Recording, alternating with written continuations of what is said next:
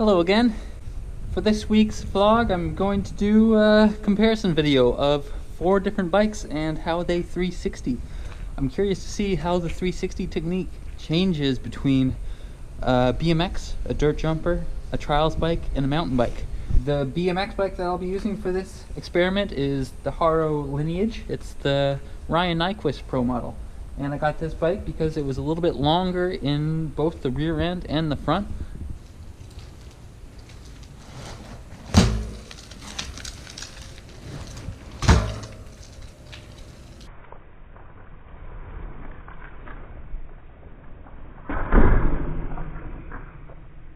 The 360s on the BMX bike came around really easy. I was able to dip the front end and land front wheel first.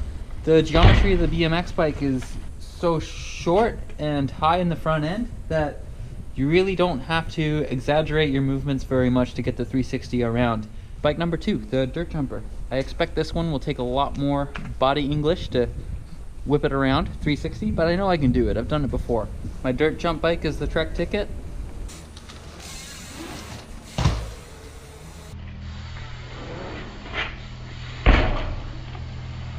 The dirt jumper took a lot more effort. I really had to think about how far back I was pulling and pull back onto the back wheel just the right amount so that I wouldn't loop out and I would still get the height for the 360. Actually, on one of them, I dragged the back wheel quite a bit before I even got off the ground.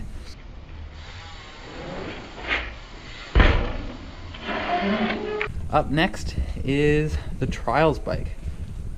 This is going to be the first bike that, I don't know if it's going to be possible on this one. Let's see what happens.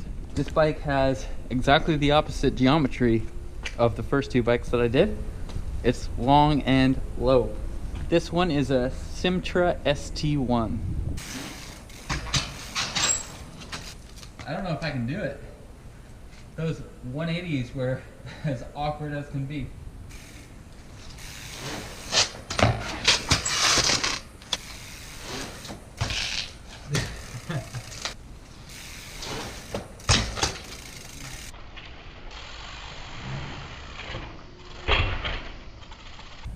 That was at least as hard as I expected.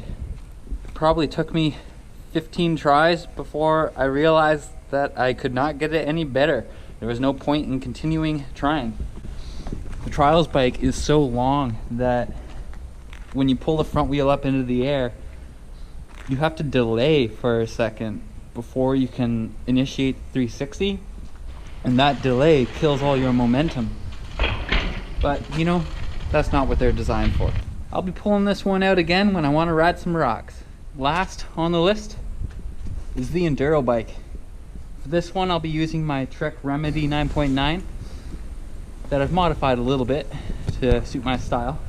It has 170 mils of travel on the front and 150 on the back, and it's quite a bit heavier. Bigger wheels as well. Let's see if I can do this.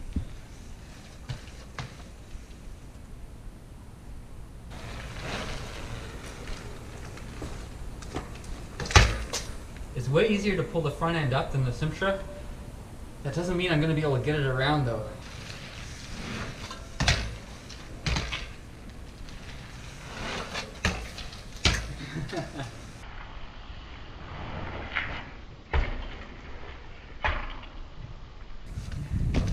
That was interesting. Even though the Trek Remedy has geometry that makes it easy to pull the front end up off the ground, it's still very hard to get the 360 around, even with the suspension set as firm as possible. So there is a limit to how big a bike I can 360, of course. And this is right on that edge. Hope you enjoyed that, and hopefully that helps you decide what bike you want to get in the future, if 360s are as important to you as they are to me. Have a good one. See you next time.